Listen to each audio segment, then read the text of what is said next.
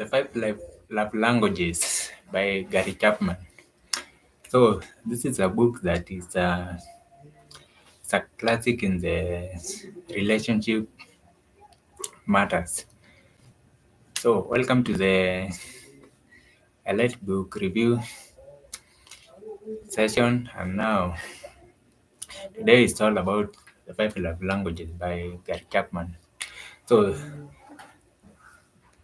Gary Chapman goes about creating the foundation for love, whereby he talks about the in love experience and the volitional love experience. So the in love is the one that now it happens when you are attracted to someone. So and then on the other hand, the volitional love is the one that now it is more long term. So you can say that the love is short term and the volitional love is long term. The other thing that Gary goes about giving five love languages that every one of us have. So you may you may have one of them, or sometimes you can have two of them. So like the first one he gives is the word of words of affirmation. So word of affirmation is more about someone who wants the when you are showing them love, to show them like through words. So it is more about how you speak to them and the tone you use with them. So he also gives the dialect of the word of affirmation. The second love language is quality time. So quality time is more about spending time with the person you love. And now this one is more about, it's not about what you do, but it's more about just that experience of spending time, like being with that person at that specific time and now getting their full attention. So Gary Chapman also gives the dialect of the quality time. The other one is the love language of gifts. So this one is more about gifts, and now gifts can be in two ways. So the first one is it can be in terms of money. So this one means that it's about buying someone something or giving them the money itself. So it is more about buying stuff for the other.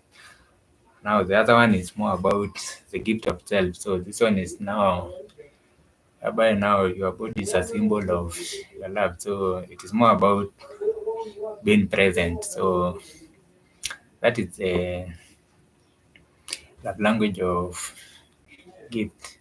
The fourth love language is act of services. And this one is more about doing things for the other person. So it is more about like serving the other person, but not from a place of obligation or feeling that you must do it, but from a place of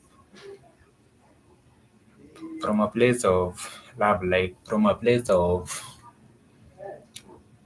expressing yourself. So it is not about serving someone because you want to serve. It's not about doing things for someone because you have to do them, but doing things because you want to do them. So that is the difference between the two. So this one is more about, it is more about what you do for the other person. Now if it is your love language, it's more about how what the other person does for you. So that is the love language of act of services. And the other thing about it is that it also comes in the forms of stereotypes. So this is whereby you have to check your stereotype. Like if you or the person you love, their love language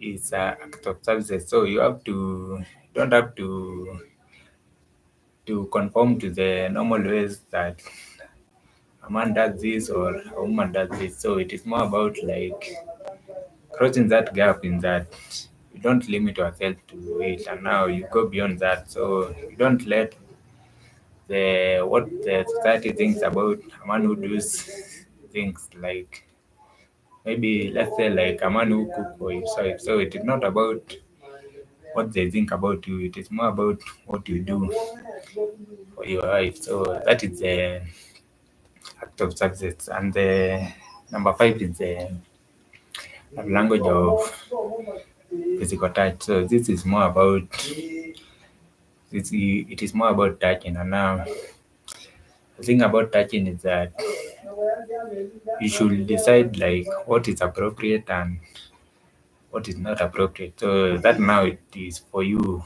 between you and the person you love. So this one is more about how you show love by touching the other person.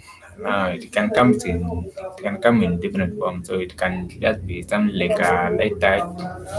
Also, it can go into the more of the sexual stuff. So it is in that range, but now it is more about the touching. And now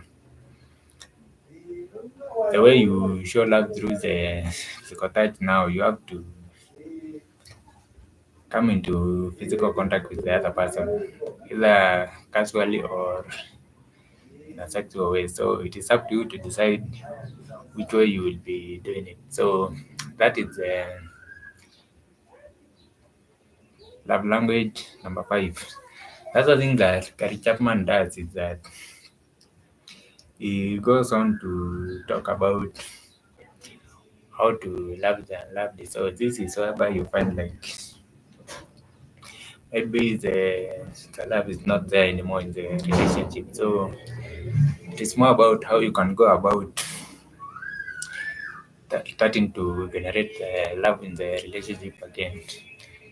The other thing that Gary does is that he talks about the love languages and children. So it is like the children tradition, and now talked about like how you can notice it, the primary love language of your child, and now after noticing that, like how you can now express it, and now to that child, and now also how you can go about it through the years. So from when they are young up to when they are grown up. So that is something that carries also does. And now you at the end he gives you a checklist like like it is a kind of a test like you can measure yourself, and now you can know like which is your primary love language, and also which is the primary love language of the other person too. It is a month edition and also a women's edition. So both of you can take it, and then you can know which is the primary one for you and which is not. So that is the five love language by Gary Chapman. So the thing about Gary Chapman is that in the beginning, the way he brings about the topic is that he uses the analogy of languages. So for example, he gives the example like the main languages in the world. So like English, Chinese, French, German, Spanish, and now Japanese. And now he says that if for example, you speak English and the other person only speaks Japanese, you will not be understanding each other. So the main thing, so for you to understand each other, you must learn the language of the other person and you must speak it. And also, for them to speak it to you, you must teach them your love language, and now you can teach them how you like it, the love to be expressed to you. So, you said the analogy of love languages. And now this is something I love about how he brings about the topic.